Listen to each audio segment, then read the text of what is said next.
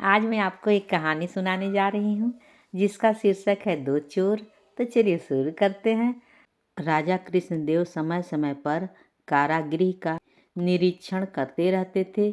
इसी क्रम में जब एक दिन वे कारागृह का निरीक्षण कर रहे थे तो एक कोठरी में बंद दो चोर उनके सामने हाथ जोड़कर खड़े हो गए और दया की भीख मांगने लगे। वे कहने लगे, महाराज, हम चोरी में माहिर हैं, चोरी के हर पैतरे जानते हैं, राज के चोरों के बारे में भी जानकारी रखते हैं। यदि आप दया कर हमें छोड़ देंगे, हम आपके गुप्तचर बन उन चोरों को पकड़वाने में आपकी सहायता करेंगे।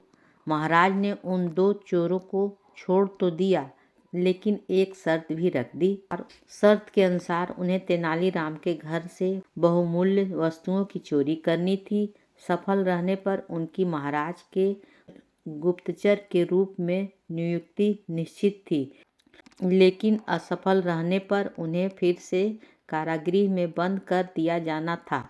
दोनों चोर ने महाराज की शर्त स्वीकार कर ली। आज रात में तेनालीराम के घर के बागीचे में झाड़ियों के पीछे छुपकर बैठ गए और तेनालीराम के परिवार की सोने की प्रतीक्षा करने लगे।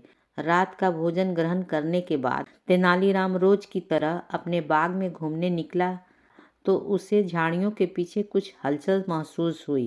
तेनालीराम तीव्र बुद्धि का था।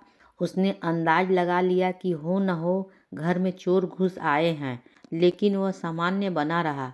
उसने चोरों को ये भनक भी नहीं लगने दी कि उसे उनके होने का आभास हो गया है। बगीचे का एक चक्कर लगाने के बाद वह घर के अंदर गया और पत्नी को इशारों में बता दिया कि घर में चोर घुस आए हैं। फिर चोरों की सुनाते हुए ऊंची आवाज में पत्नी से कहने लगा, सुनती हो, इन दिनों राज में चोरी की वारदात बढ़ गई है, हमें भी सतर्क रहना होगा। क्यों न हम तुम्हारे जेवर और अन्य बहुमूल्य वस्तु एक संदूक में भरकर कुएं में छुपा दे। कोई भी चोर कुएं में बहुमूल्य सामान होने की बात सोच ही नहीं पाएगा। पत्नी ने हामी भर दी। इसके बाद तेनालीराम एक संदूक लेकर बाहर आया और उसे जाकर कुएं में डाल दिया। झाड़ियों में छुपे चोरों ने तेनालीराम की बात सुन ली। वे बड़े खुश हुए कि अब तो आराम से वे तेनालीराम के घर की चोरी कर महाराज की शर्त पूरी कर लेंगे। वहीं बैठकर वे तेनालीराम के परिवार की सोने की प्रतीक्षा करने लगे। जब तेनालीराम का परिवार सो गया तो वे झाड़ियों से बाहर निकले और कुएं के पास गए। वहां बाल्टी और रस्सी रखी हुई थी। बिना देर किए वे बाल्टी से कुएं का पानी निकालने लगे और बगीचे में फेंकने लगे। पूरी रात वे कुएं से पानी निकालते रहे। भोर हो गई, तब कहीं वे कुएं से संदूक निकालने में कामयाब हो सके। संदूक बाहर आ जाने के बाद उन्होंने खुशी खुशी संदूक खोलने लगे, लेकिन जैसे ही संदूक खुला उनके आश्चर्य का ठिकाना नहीं रहा। उसमें जेवर या बहुमूल्य वस्तु नहीं, बल्कि पत्थर भरे हुए थे।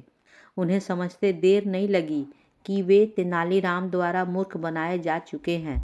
तेनालीराम भी तब भी उठ चुका था। वह चोरों के पास गया और अपने बगीचे को सींचने के लिए धन्यवाद देने लगा। दोनों चोर बहुत शर्मिंदा हुए। तेनालीराम ने महाराज से सैनिकों को बुलावा भेजा था। कुछ ही देर में वे तेनालीराम के घर पहुंच गया और दोनों चोरों को लेकर जाकर कारागृह में डाल दिया गया। अगर कहानी अच्छी लगी हो तो प्लीज़ लाइक, शेयर और सब्सक्राइब ज़रूर कीजिएगा। कहानी होती है समाप्त।